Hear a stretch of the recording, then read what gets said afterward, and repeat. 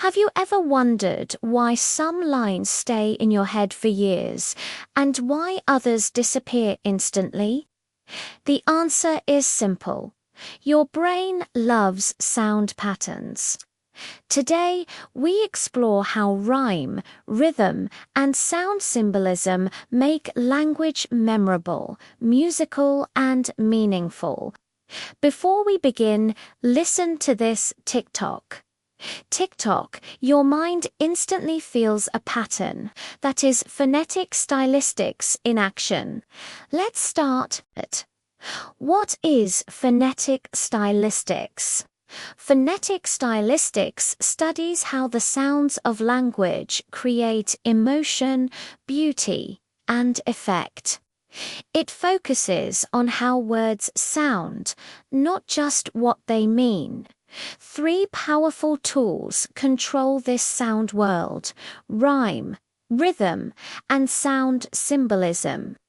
These are used by poets, speakers, musicians, advertisers, and storytellers. Rhyme, the echo that sticks. Rhyme is the repetition of similar sounds at the ends of words. It creates a satisfying echo. Perfect rhyme: light, night. Slant rhyme: shape/keep. I rhyme: love, move.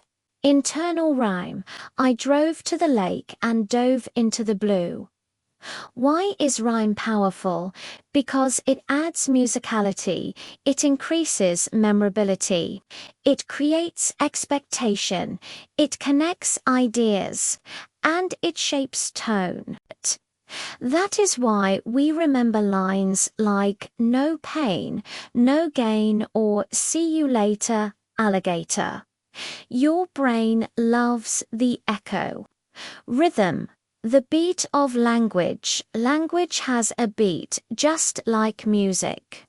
English is a stress-timed language. Some syllables are strong, some are weak. This creates natural patterns. In poetry, these patterns are called feet: iamb, dodum, trochee, dumda, anapest, dadadoon, dactyl, dumda. Shakespeare often used iambic pentameter. Rap music uses fast, complex rhythms. Political speeches use rhythm to persuade.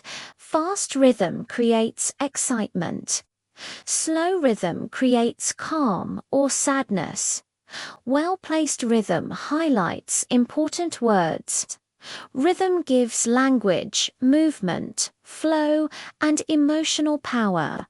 Sound symbolism. When sounds carry meaning, some sounds feel meaningful even before we understand the word. This is sound symbolism. Onomatopoeia imitates real sounds: buzz, bang, boom, splash, whisper. Phonaesthesia uses sound clusters with shared meanings. GL for light glow, glitter, gleam. SN for nose, mouth, sniff, sneeze, snore. Articulatory symbolism connects vowel quality to emotion. Front vowels like I and E feel small or bright. Back vowels like O and U feel big or heavy. Compare teeny tiny with huge and gloomy. The sounds match the feeling. Iconicity uses repeated sounds to mimic actions. Soft S sounds create softness. The silent C slowly sighs. Hard K, TP sounds create sharp intensity. Tick, tap, crack. Sound symbolism makes language vivid and emotional. How they work together: rhyme gives structure, rhythm gives motion. Sound symbolism gives mood. Together, they make language unforgettable. Example: softly the silk slid as the silver moonlight swayed. The repeating S sounds feel soft. The slow rhythm feels calm. The imagery becomes alive through sound. Why it matters: these tools appear everywhere. Poetry, songs, speeches, advertising, storytelling, and teaching.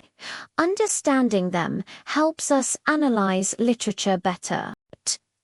It helps us recognize how sound shapes meaning, and it helps us speak and write with more power and clarity.